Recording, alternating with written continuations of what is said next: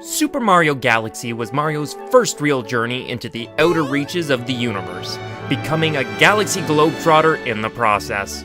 Despite having some of the best music in the Mario series and some of the most creative platforming puzzles, the game has an incredible story that is the basis for many Mario theories. Wait a second, this seems oddly familiar. I feel like I've said this before, but slightly different. Almost like the cycle is repeating itself. If that's the case, I'm your host, the Mario Minister, 24 Kevin, here for 24 Kevintendo, and this is the story you might not know, Super Mario Galaxy 2. Now, for those of you first-time 2-4topians out there, my previous went over some of the lore of Super Mario Galaxy, and we may touch on some of the things we went over there, so if you need a refresher, feel free to check out that video. Now on to the actual game, and instead of using the manual this time, we're going to be going over the start of the game. I know, kinda breaking tradition here, but everything that's included in the manual is also included in this intro of the game. Now, let me tell you a new story that also begins with Stardust. Shimmering stardust falls on the Mushroom Kingdom once a century. That time had come again. Dear Mario, would you like to share a cake while we watch the shooting stars? Meet me at the castle. Peach! As Mario emerges from a warp pipe, he notices that the Star Festival had just begun. Toads everywhere were celebrating. Star bits were raining down from the sky.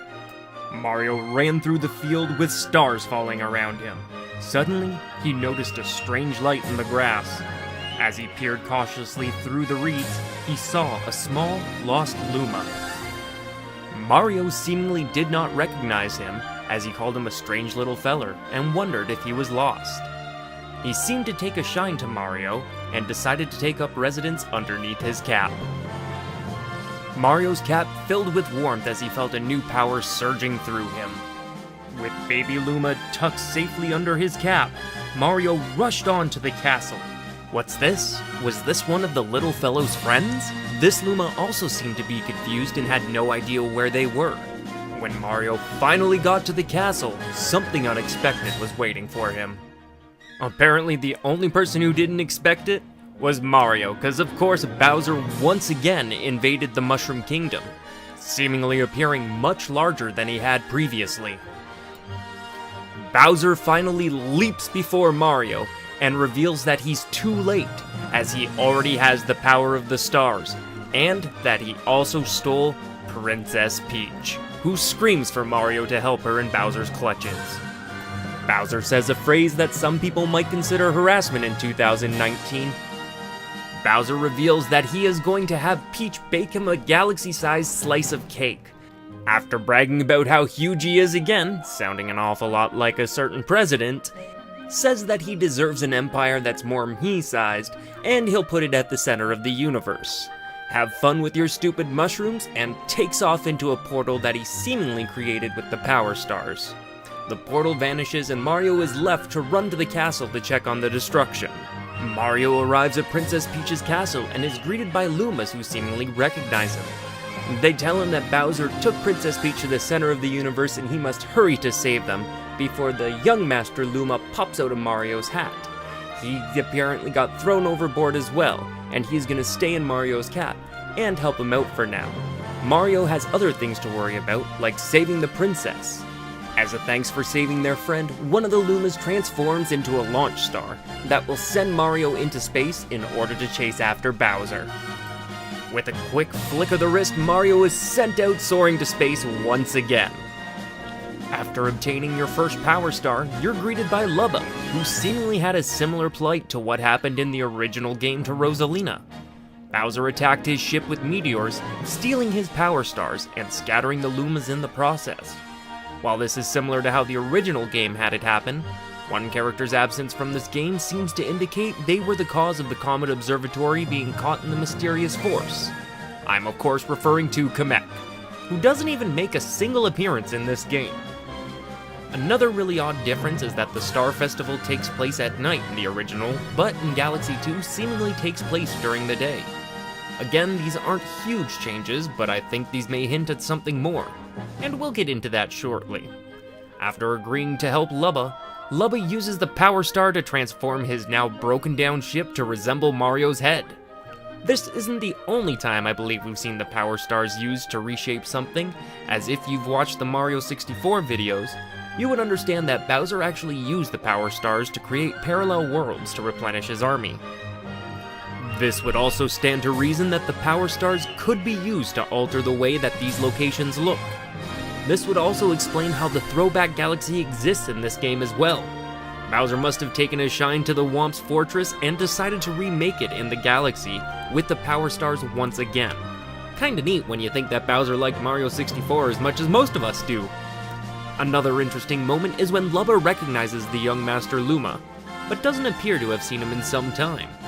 Which is quite interesting, as many of the Lumas found in the Mushroom Kingdom in the start have been implied to have been scattered from the Starship Mario, which causes me to theorize that our Luma is in fact the same Luma from the original galaxy, and the same that is seen stowing away on a familiar planet in the post-credit scene of the original game. Let's go back to the starship, where Lubba carries Mario through the universe collecting Power Stars in an attempt to reach Bowser and meeting many new friends along the way. As your trip continues, you get many new characters joining the Starship Mario that include Yoshi, Luigi, a variety of Lumas, the Board family, the Toad Brigade, Honeybee, Star Bunnies, Jibberjays, Penguins, a Gold and Silver Gearmo, Whittles, and a Babam Buddy. Quite the cavalcade of characters if you ask me.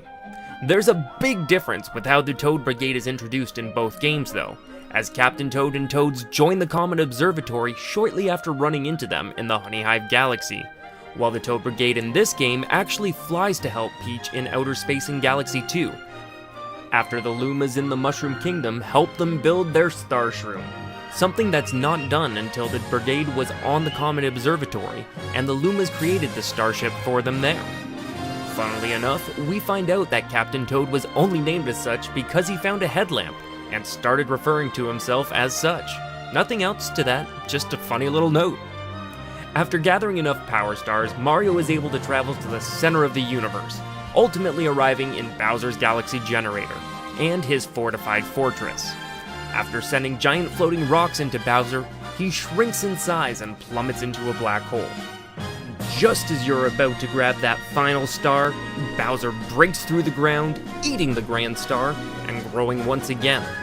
In one final ground-pounding space battle, Mario finally defeats Bowser, sending him plummeting through a black hole that is then blanked out of existence. With the final Grand Star retrieved, Mario and Peach are returned to the Starship Mario, and the Grand Star flies into the air, seemingly into a familiar blue comet that transforms into the Comet Observatory, and with it appears Rosalina. Peach notes that it's a very pretty comet, seemingly like she didn't see it before, seemingly implying that Rosalina isn't the cause of the Star Festival in this universe. How odd. The Luma recognizes Rosalina as his mama, and Lubba reminds us that it's been a very long time since he's seen her, saying he always knew he'd see her again. Another surprising thing is when Rosalina reintroduces herself to Mario, almost as if she has never seen him before. After thanking the team, she takes off with Luma as fast as she appeared. And that's the story of Super Mario Galaxy 2. Nothing else to the story they wrote, but there is so much theorizing that we can do from the game. One thing that really sticks out to me in particular is all the differences between the games. While some are very similar, some are glaringly obvious that I've been pointing out throughout this video. But how could this happen? Well, here's where we get really theoretical on you folks. As some of you may know, I believe in multiple timelines in the Mario universe, and Mario Galaxy is one of the starting points where all of this came from. If we go back to the ending of the original Galaxy, we actually get a speech from Rosalina that takes place in some sort of cosmic tube that seemingly has no bearing, until you realize exactly what she says.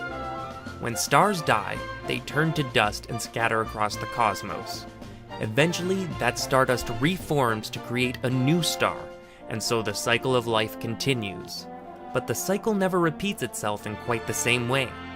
So you'll see, Now what could this possibly mean? Most take it to mean that Super Mario Galaxy 2 is just a do-over after the universe explodes. However, I think this is meant to be taken slightly different. While I do think the universe does reset and reform at the end of Galaxy 1 when the Lumas sacrifice themselves, I do think that the Lumas actually go somewhere else, and not in this timeline. I believe they are sent to another timeline once the universe explodes. Now, once the explosion happens in Super Mario Galaxy 1, it seemingly creates a black hole, and while we don't know for sure what black holes do, some scientists online theorize that black holes can cause you to travel through space and/or time. Now, while we don't know for sure that Mario's friends or he were caught in the explosion, or what happened to Bowser, whether or not he exploded when the star exploded, or he was caught in the expansion and pulled into the black hole in the beginning, what we do know is that Mario went into some sort of strange cosmic tube before traveling back to the Mushroom Kingdom, but he must have gone somewhere else before then. But where? Well, if you'll allow me to skip to a game that we haven't covered yet, and full spoilers for Yoshi's New Island for those of you who haven't played it, Bowser appears as the final boss of the game after you've defeated Bowser Jr. The only dialogue we're given is, "Suddenly, warping through space and time, King Bowser appears." After a mini romp, Kamek appears and hits Bowser with his magical mallet, causing him to grow larger. Fortunately, he is eventually put down before you rescue Baby Luigi, but not before we get one final scene. After Bowser's defeat, we see a star form and warp through a new portal that has seemingly appeared. This is what I believe to be Bowser warping back forward in time. The other supporting evidence I have is that once the credits roll, Mr. Pipe's identity is finally revealed as none other than grown-up Mario. He makes one jump before disappearing into a burst of stars. Now, while this may seem like a throwaway cameo for the sake of cameo, I believe Rosalina sent Mario back in time to try and stop Bowser's ploy of defeating Mario in the past, saving him the hassle of the events that have already transpired. But since he can't directly interfere with his younger self in this instance, he takes up the mantle of Mr. Pipe and assists when he can. Some of you may know that slight changes in the past may affect things in the future, creating multiple timelines. In Timeline 2 with Galaxy 2, we knew our young Master Luma is safe from the first game, and somehow travels to this new timeline. It would also explain how he knows Mario without Mario knowing what was going on with the Luma, while also telling us that Rosalina has been strangely absent from this timeline, possibly only visiting time to see how her life was if her mother lived longer and she stayed longer on Earth, possibly assigning Lubba to watch over the Lumas of this dimension similar to how she did in her original timeline. Now let's go back to the final battle of Mario Galaxy 2, shall we? After you defeat Bowser the final time and he starts falling, a black hole very similar to the one in Yoshi's New Island appears, where Bowser falls through it, which could signify this Bowser fell through the warp into the past and did battle with Baby Mario there. However, we see Tiny Bowser in the Mushroom Kingdom after the credits, which I presume is the same Bowser from this game, as we see him shrinking as he falls through the black hole.